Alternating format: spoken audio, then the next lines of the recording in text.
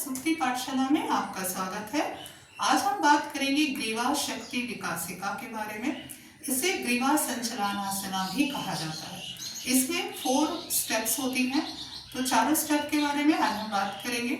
उसे किस प्रकार करना चाहिए और इसमें क्या लाभ होते हैं, इसमें क्या सावधानियां बरतनी चाहिए। सबसे पहले बात करते हैं किस प्रकार करना चाहिए। तो देखिए, सबसे पहला राउंड, फर्स्ट राउंड, इसमें आपको ये जो चिन्ह है इसको यहाँ तक टच कराना है और फिर सर को पीछे की तरफ ले जाना है जितना पॉसिबल हो सके। पॉसिबल जितना हो उतना ही करिएगा और इसमें ज़बरदस्ती बिल्कुल मत करिएगा, क्योंकि गर्दन में चोट लग सकती है, आपको यहाँ पर ज़्यादा प्रॉब्लम हो सकती है। तो देखिए किस प्रकार करते हैं। फर्स्ट राउंड, चिन्ह को यहाँ तक लगाना है।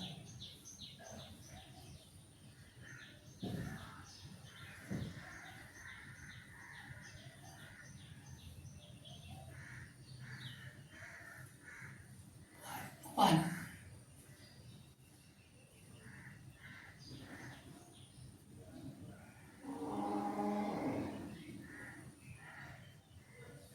two, इस प्रकार आपको इसे 5 टाइम्स तक करना है। अब सेकेंड स्टेप की बात करते हैं। सेकेंड स्टेप में आपको ये जो चिन्ह का पोर्शन है इसको यहाँ पर टच कराना है, यहाँ पर लगाना है और फिर इस साइड में लगाना है। तो देखिए किस प्रकार करेंगे।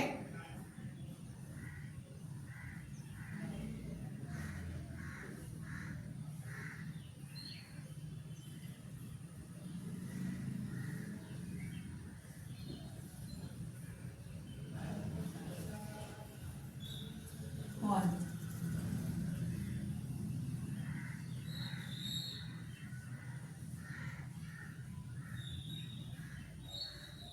इस तरीके से बहुत धीरे धीरे आपको करना है, जबरदस्ती बिल्कुल नहीं करनी है और जितना हो सके उतना करिएगा। 2, इस प्रकार आपको इस आसन को करना है 5 टाइम्स तक, जितना हो सके। अगर मैं आपको यहाँ तक टच करके दिखा रही हूँ तो कोई ज़रूरी नहीं कि आपका भी टच हो, जितना कर सके। अगर आप यहाँ तक भी कर पा रहे हैं तो यहाँ तक करिए, ठीक है। ज़बरदस्ती बिल्कुल नहीं कि आपने इसको पकड़ के ऐसे कर दिया मूवमेंट, तो इससे आपको यहाँ पर चोट लग सकती है, तो ज़बरदस्ती बिल्कुल नहीं करेंगे आप। अब थर्ड स्टेप्स में ये ईयर का पोर्शन शोल्डर तक लगाना होता है, तो और दोनों साइड से करेंगे। देखिए,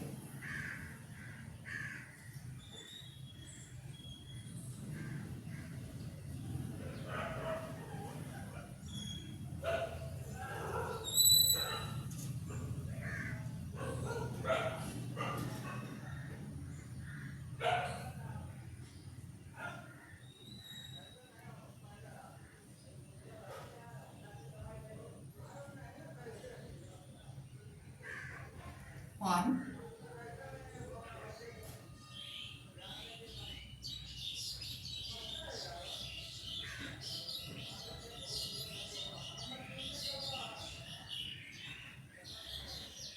टू, ये हो गया आपका थर्ड स्टेप।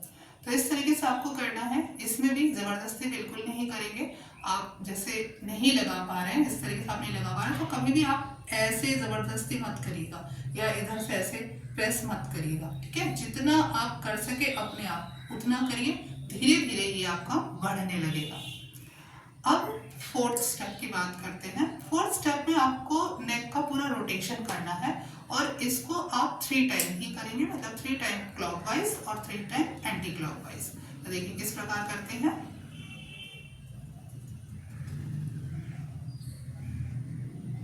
इसमें आईज ओपन रहेगी,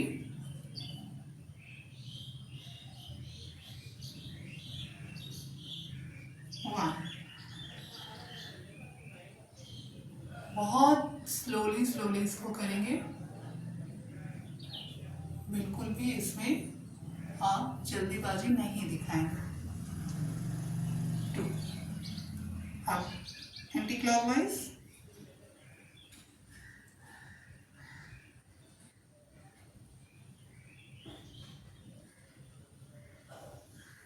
1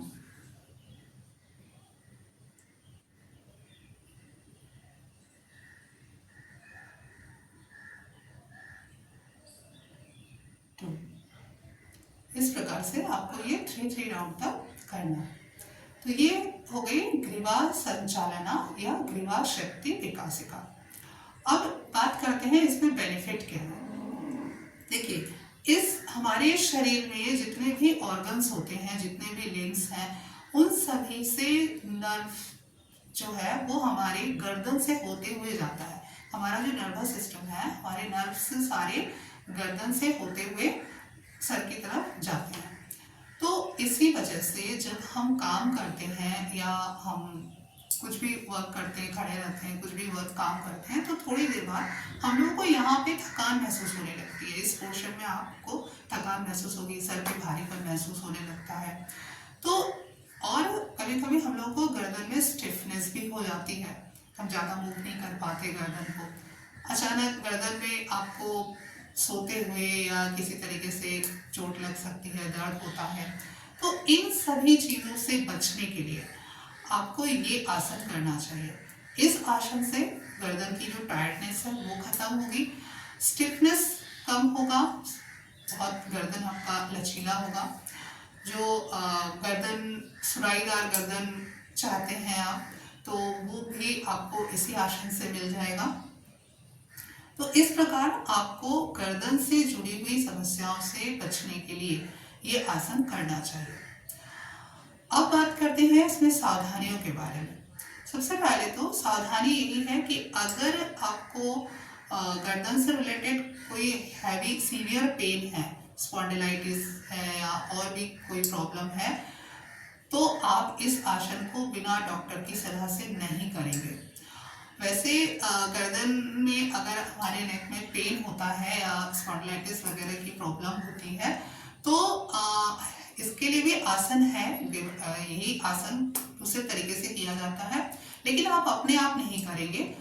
ये आसन करने के लिए अगर आपको प्रॉब्लम है, समस्या है, तो आप या तो अपने डॉक्टर से पूछ के करिए या फिर आप किसी योगाचार्य के अधीन रह कर के करिए। कोई भी योगाचार्य के अंडर में रहकर जब आप इसको करेंगे तो वो आपको सही प्रोसेस बता देंगे कि किस तरीके से आपकी प्रॉब्लम कितनी है और उस हिसाब से आपको कितना करना चाहिए। तो वो सबसे पहले आपको एग्जामिन करके तब आपको बताएंगे। तो इसलिए अपने आप नहीं करेंगे अगर आपको गर्दन में किसी भी तरह की कोई सीवियर पेन है या प्रॉब्लम है। नॉर्मली आप इस आसन को करिए और इसमें आपको काफ़ी बेनिफिट मिलेगा। तो ये है आपके लिए सबसे पहले प्रिकॉशंस। और इसके अलावा और किसी भी तरह की कोई समस्या इसमें नहीं होती है, सभी लोग नॉर्मली इसको कर सकते हैं। एज की भी कोई लिमिट नहीं होती है, बच्चे बुजुर्ग सभी इसको कर सकते हैं। अब बात करते हैं इसमें हमें किस प्रकार बैठना चाहिए इस आसन के लिए। देखिए, जैसे हम बैठे हुए, ये है वज्रासन की मुद्रा। वज्रासन में आप बैठ के कर सकते हैं। अगर आप वज्रासन में नहीं बैठ पाते हैं तो आप सुखासन में बैठ सकते हैं, दंडासन में बैठ सकते हैं, आप पद्मासन में बैठ सकते हैं, या आप खड़े होकर भी कर सकते हैं। तो किसी भी तरीके से आप इसको कर सकते हैं, इसमें कोई भी प्रॉब्लम नहीं है। तो ये हुई ग्रीवा शक्ति विकासिका या ग्रीवा संचालन के विषय में जानकारियाँ। अगर आपको ये वीडियो अच्छा लगा है, इसमें दी गई जानकारी आपको अच्छी लगी है, तो आप इस वीडियो को लाइक करिए और हमारे चैनल को सब्सक्राइब कर लीजिए, क्योंकि इस चैनल पे हम नए नए वीडियोस, नए नए आसनों के बारे में लाते रहते हैं और उसमें आपको नए आसन के विषय में पूर्ण जानकारियाँ देते रहते हैं। तो आप योगासन करिए और अपने स्वास्थ्य को ध्यान रखिए, स्वास्थ्य पर का लाभ उठाइए।